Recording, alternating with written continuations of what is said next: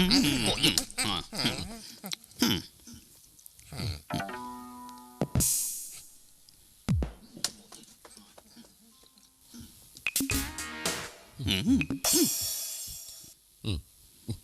ននឹងចែកបៀ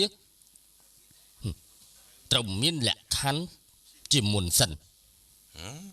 បាននិយាយទៅប៉ុន្តែលេងតែម្ដាយទេ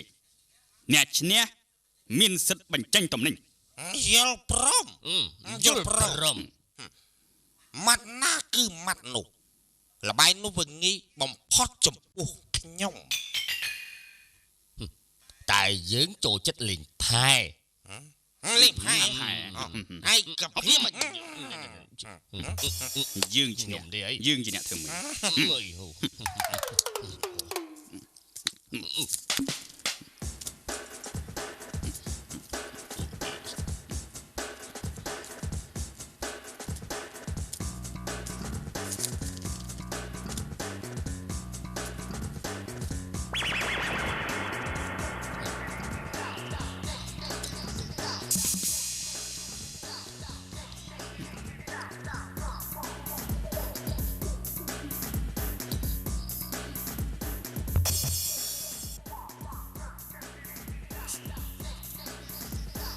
ខ្ញុំសន្លឹកបៀធំជាងគេខ្ញុំជាអ្នក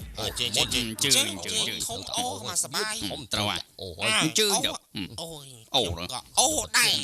ចាញ់ទេផ្លាត់អូមួយវ៉ងធ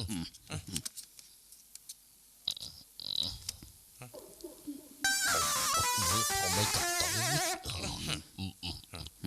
ជួយម៉េចបាច់ដែរបើកមើលប្រមាណបាយខ្ញុំក៏មុំកើធំជាងគេខ្ញុំជាអ្នកអូសទៀតជើងទៀតមកកំមុំត្រូវតែអូសឲ្យតែធំខ្ញុំមិនជឿថាសន្លឹកបៀរបស់ខ្ញុំតូចរហូតទេ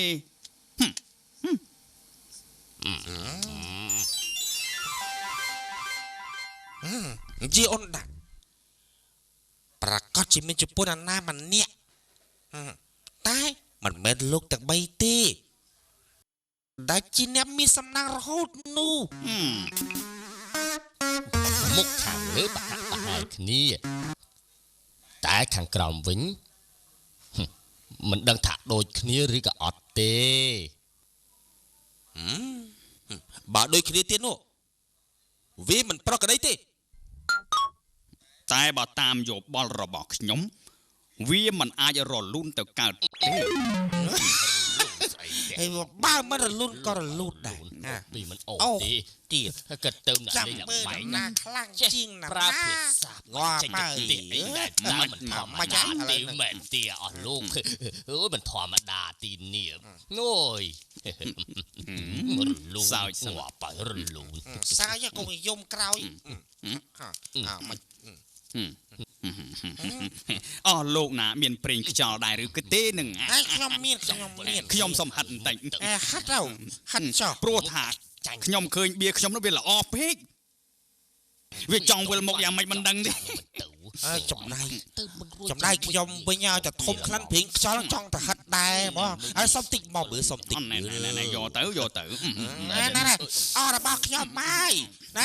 ចំណាយខ្ញុំវិញខ្ញុំប្រាប់អាដឹងរឿងព្រៀងខ្យល់ហ្នឹងខ្ញុំមិនចូលចិត្តហាត់ទេគេផាក់តែបងមកឆាប់ជានោះខាងព្រៀង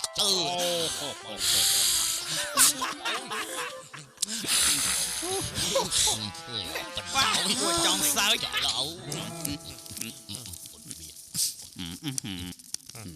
មួយពីរបើហេมันก็ធំទាំងអស់គ្នាចុះអូនសិតតែធំខ្វា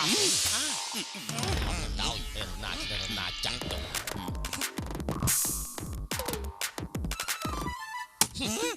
មិនអាចទៅចេញចកាទេអមៃវិញពួកលោកឯងលេងបន្លំស្លឹកបៀការពិតមន់ណាខ្តតមន់នឹងហើយពងនោះឆែកភ្លាមទៅឆែកនៅស្ងៀមឆែកក៏ធ្វើចឹងអីប៉ុន្តែឆែកម្នាក់ម្ដងគឺត្រូវឆែកទាំងអស់គ្នាឆែកលោកមុនមើលវ៉ាលាក់ដល់ទៅមកហើយលោកមកហូបបឹបហ្មងបាទខូចហ៎ បានទុកលឿនហ្នឹងហើយប៉ុន្តែឥឡូវដល់ពេលលោកឯងម្ដង ហំបាច់ឆាយទេបាច់ឆាយទេខ្ញុំមនុស្សសមោះត្រង់លាក់តា4សន្លឹកកន្តើនេះ លាក់សិតតែអត់4ស្លឹកតែម្ដងហ្មងនេះ ចោល លោកឯងលើកដៃឡើងលើ ឆែកមកឡើង ឯង មាសសតមិនខ្លាចភ្លើងទេ ស្អីនេះដល់ទៅ2ហូនេះស្អីនេះ លាក់ម្ដងដល់តែ2 លាក់ម្ដងដល់ទៅ2ហូ ហូតែខ្ញុំមកហូ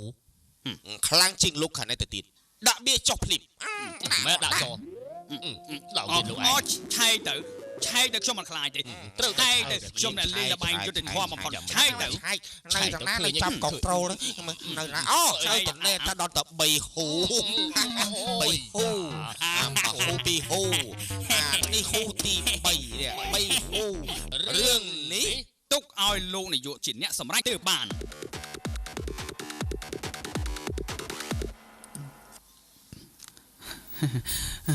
លោកចវាយកសែត កសែតថ្ងៃនេះអាលុន ប្របាទ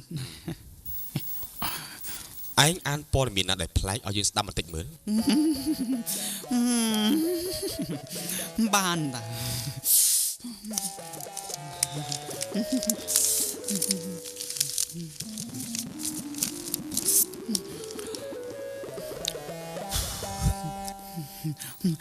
សូមជូនចំណងជើង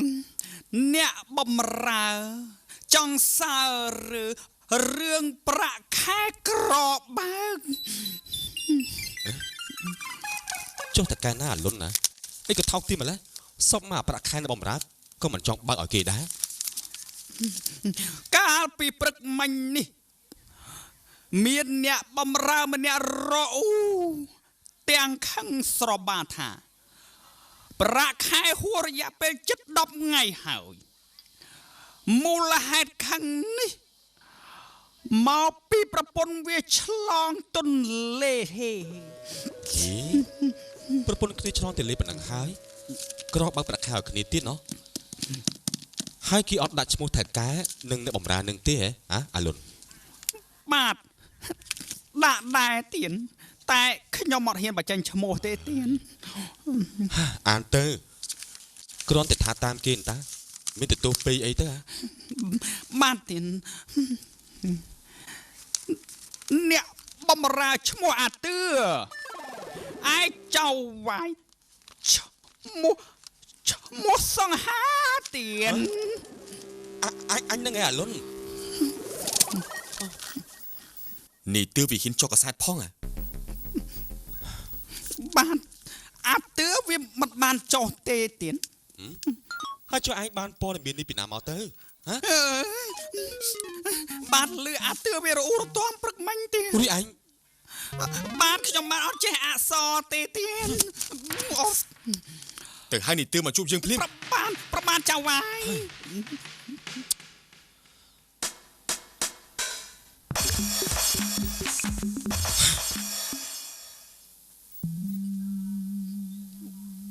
ជំរាបប្រសាលោកសម្បត្តិនាយកអរកសូមចូលជួបចៅវាយទៀត